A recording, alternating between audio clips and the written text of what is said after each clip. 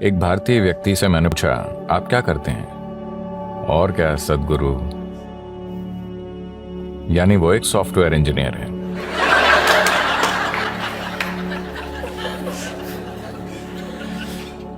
कुछ समय पहले कोई कहता और क्या, तो वो एक डॉक्टर होता। अब कोई कहे और क्या, तो वो एक सॉफ्टवेयर इंजीनियर है।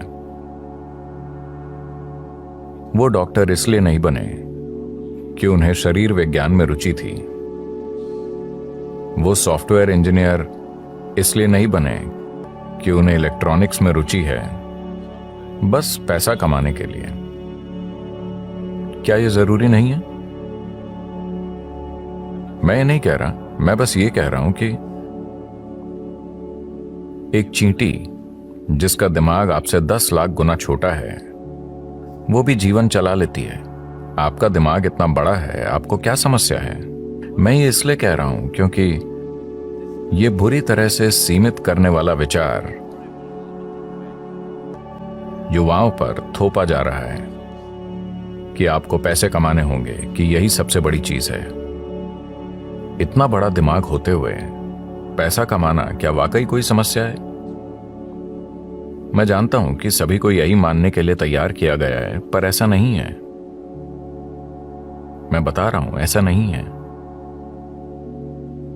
मानव चेतना के लिए पैसे कमाना एक मामूली चीज है, पर दुर्भाग्य से पूरी मानवता अपनी पूरी ऊर्जा और बुद्धि बस पैसा कमाने में लगा रही है। अगर दुनिया में ये नहीं बदलता,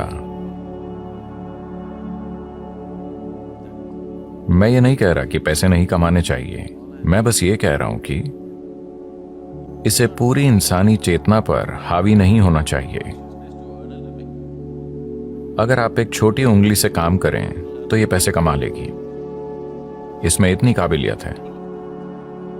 पूरी इंसानी प्रतिभा मुरझाकर मर गई है, सिर्फ इसलिए कि सभी सोच रहे हैं पैसे कैसे कमाएं, पैसे कैसे कमाएं।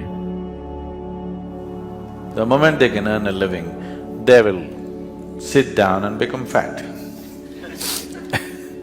जब वो पैसा कमाने लगते हैं तो वो बैठे बैठे मोटे हो जाते हैं। आपको सोचना चाहिए, मैं इस जीवन के साथ क्या कर सकता हूं, है ना? आपको सोचना चाहिए, इस जीवन के साथ सबसे बड़ी चीज मैं क्या कर सकता हूं, क्योंकि एक दिन आप मर जाएंगे। क्या आप जानते हैं? क्या आपको पता है आप मर जाएंगे? तो मरने से पहले इस जीवन को परम संभावना तक पहुंचना चाहिए, है ना? मैं पैसे कमाता हूं, पैसे कमाता हूं, लोग गर्व से कहते हैं। आप क्यों नहीं देखते कि हर कीड़ा, हर पक्षी, हर जानवर, इस धरती का हर प्राणी जीवन चला रहा है? इतना गर्व कि मैं अपना जीवन चलाता हूं, इसमें इतना गर्व करने की क्या बात है? सभी अपना जीवन चला रहे हैं, है ना? सिर्फ इंसान ही इसे मुद्दा बना रहे हैं। बहुत बड़ा मुद्दा। जब मैं ये देखता हूं कि इंसानी बुद्धि जीवन चलाते चलाते कैसे कुर्बान हो गई है, तो विश्वास नहीं होता। मनुष्य कितना कुछ कर सकते थे, वो अद्भुत चीजें कर सकते थे, पर उसके बजाय वो पैसा कमा रहे हैं।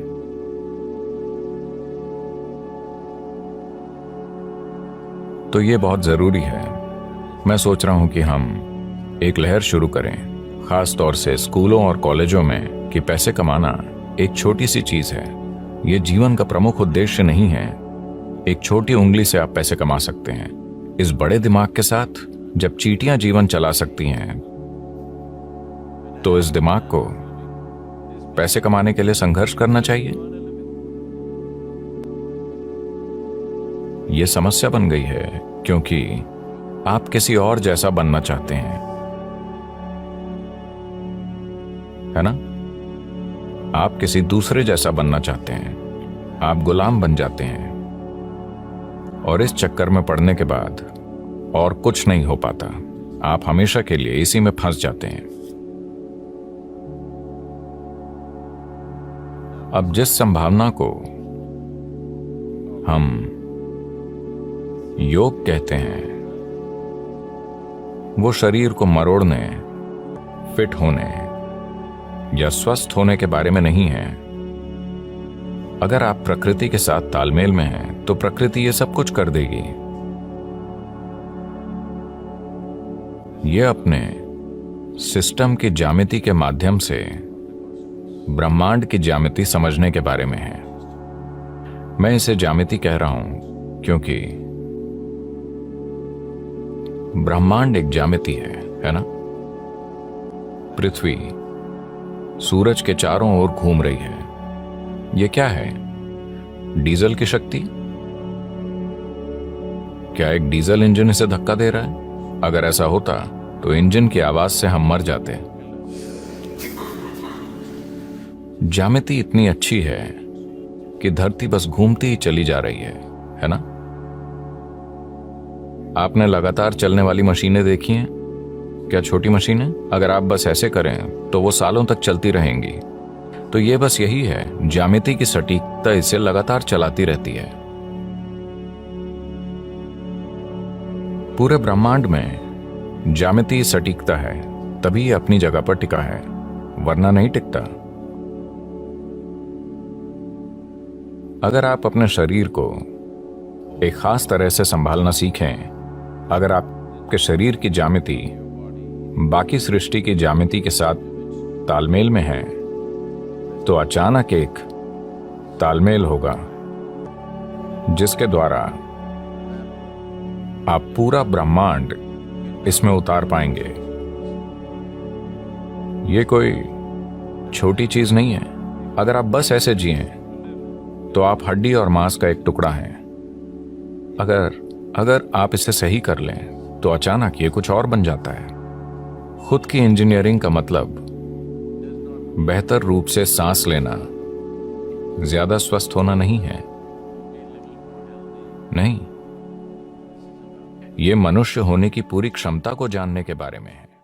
दोस्तों, अगर आप सद्गुरु स्वामी विवेकानंद और रमन महर्षि जैसे भारत के महान संतों द्वारा दिया गया ऐसा ही ज्ञान हमेशा पाते रहना चाहते हैं तो इसका भी एक सरल उपाय है जिसका नाम है कुकू FM, जिसमें आप भारत के महान संतों की पुस्तकों से लेकर अन्य कई ज्ञानवर्धक पुस्तकें अपनी लोकल भाषा जैसे कि हिंदी, गुजराती या मराठी में कभी भी कहीं भी सुन सकते हैं। साथ में अगर आप हमारे सब्सक्राइबर हैं तो दिखाए गए प्रोमो कोड की सहायता से पा सकते हैं पूरे 50% का डिस्काउंट, जिससे यह सारा अद्भुत ज्ञान आपको मिलेगा दिन के ₹1 से भी कम दाम पर। इसलिए अभी वीडियो के कमेंट बॉक्स या डिस्क्रिप्शन में दी गई लिंक पर जाएं और डाउनलोड करें पूरी तरह से made in India app Kuku FM। सुने कभी भी कहीं भी।